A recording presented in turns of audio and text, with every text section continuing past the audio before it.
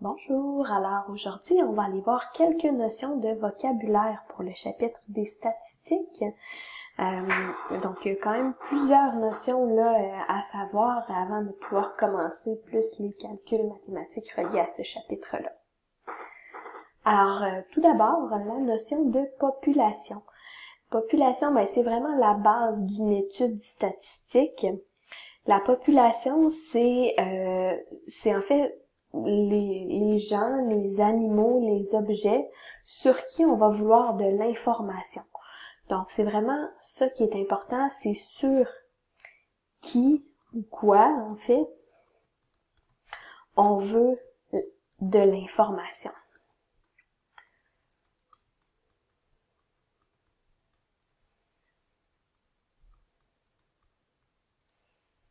On peut se l'écrire là que ça va être des gens, des animaux, des objets.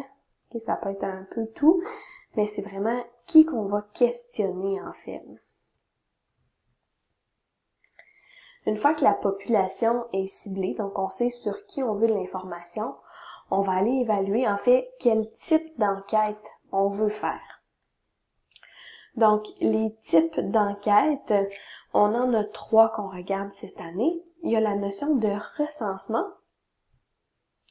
Le recensement, en fait, ça va venir toucher toute la population au complet.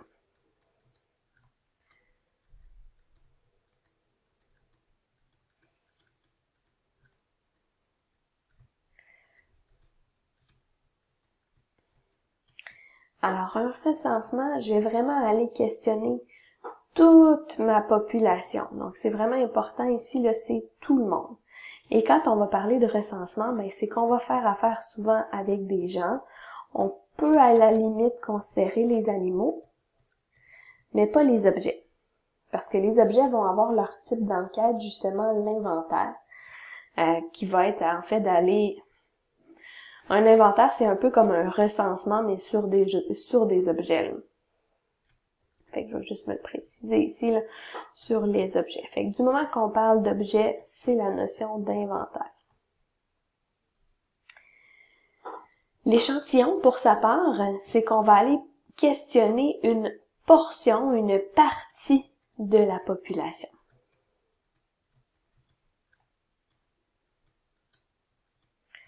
Donc, très souvent dans la vraie vie, quand on a des études statistiques, ce sont des échantillons qui sont pris, puisque c'est très très long d'aller questionner toute la population. Fait qu'une partie de la population, c'est pas tout le monde qui est questionné.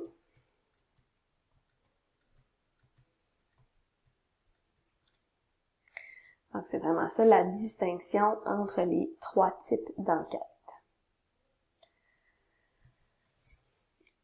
Une autre notion très très importante dans le chapitre des statistiques, c'est les types de caractères. Quand on parle de caractères, c'est en fait les notions qu'on veut savoir. Donc, ce qu'on veut savoir sur la population.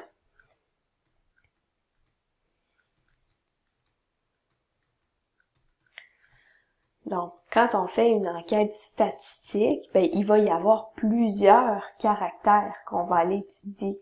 À chacune des questions qu'on va poser, il va y avoir des caractères. On a 2 grandes catégories de caractères, 2 types de caractères. Il y a les caractères qualitatifs. Caractère qualitatif, c'est que ce qu'on va vouloir savoir sur la population, ça va être relié à des mots ou alors à des codes. Donc là, bien sûr, on va y aller de quelques exemples pour clarifier. Si on demande aux gens leur couleur préférée, c'est un caractère qualitatif. Préféré. Si on demande aux gens leur animal de compagnie, c'est quoi l'animal de compagnie? Les réponses possibles, ce sont des mots. Quand je parle de code, si on parle par exemple de numéro de téléphone, un numéro de téléphone, c'est pas des mots, mais ça représente pas non plus une quantité. Hein, c'est un code, dans le fond, un numéro de téléphone. Même titre, le code postal. Il y a des chiffres dans le code postal, mais c'est pas une quantité, c'est vraiment juste un code. Donc, c'est quelques exemples de caractères qualitatifs. Sinon, ben, on a le caractère quantitatif. Quantitatif, le mot quantité, on le voit un petit peu, hein? Donc, c'est justement des quantités qu'on va s'interroger. Alors, mes réponses, ça va être des nombres, des chiffres, mais qui vont vraiment devoir représenter une certaine quantité. Et, fait que là, mettons qu'on y va de quelques exemples. Si on veut savoir le nombre de frères et sœurs, ben, les réponses, ça va être vraiment une quantité. 1, 2, 3, 0, et ainsi de suite. Si je te demande ton poids, ta taille, donc tout ça, ça représente des quantités. Et dans le caractère quantitatif, ben, on va avoir un caractère discret et continu. Comment on fait la distinction? En fait, discret, là, on peut retenir que ce sont des nombres entiers.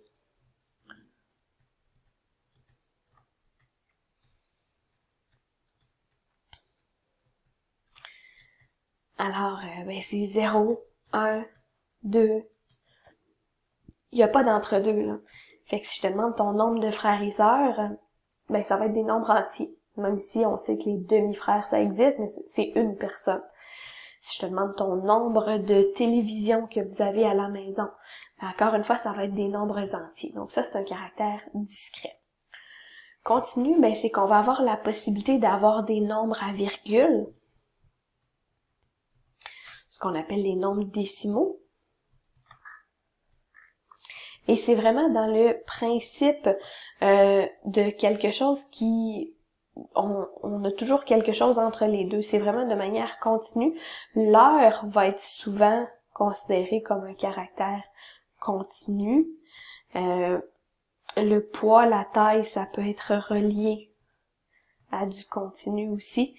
Donc, c'est vraiment, par exemple, il n'y a pas juste les nombres entiers qui sont possibles, les valeurs entre les deux existent.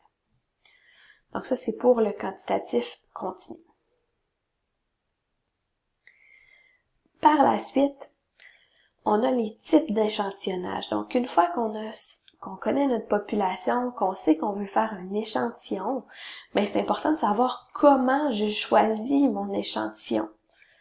Hein? Comment choisir l'échantillon.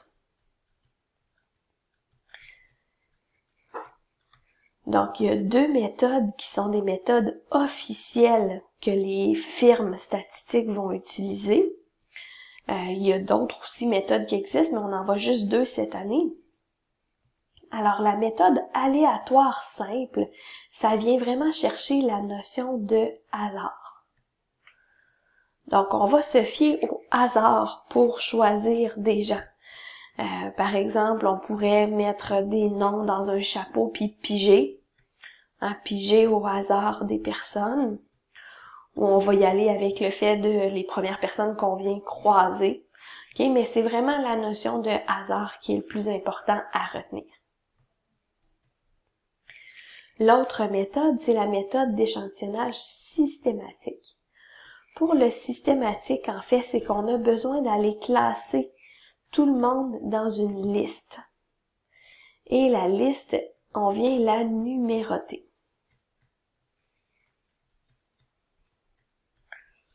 Donc, par exemple, on va aller dire, bon, mais le numéro 1, il s'appelle, le numéro 1, c'est Jean. Le numéro 2, c'est Lucie. Numéro 3, et ainsi de suite, OK? On vient vraiment classer dans une liste tous nos participants, toute notre population au complet. Et ensuite, une fois que ma liste numérotée, elle est faite, ben là, on va aller sélectionner d'une certaine façon un rang de cette liste-là. Donc, on va aller sélectionner un rang de la liste.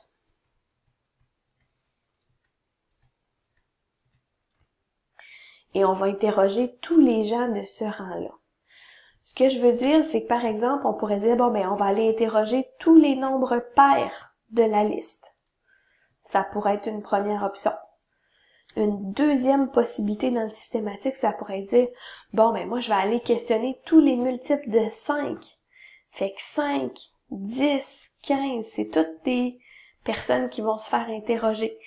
Donc, on se fie au nombre de la liste et on vient sélectionner un rang qui va nous permettre de savoir les gens qui vont faire partie de l'échantillon, en fait. Alors ça, c'est vraiment la méthode systématique.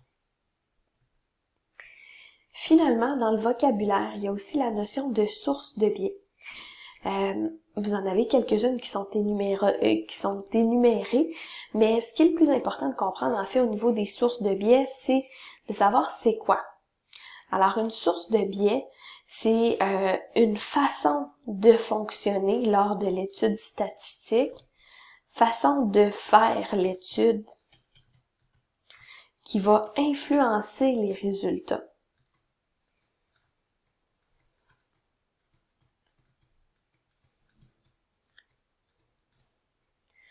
Donc, il y a vraiment plusieurs sources de biais qui peuvent influencer les résultats.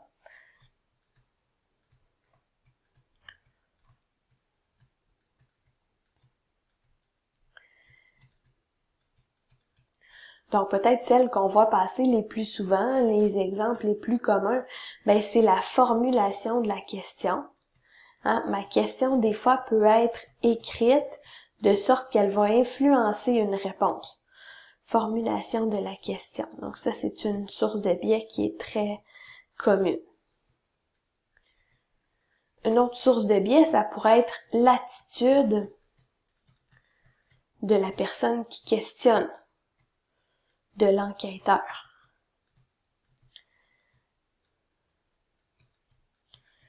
Si tu poses la question avec un air bête, puis tu regardes la personne avec des yeux méchants, ben peut-être que ça va l'influencer à répondre d'une certaine façon.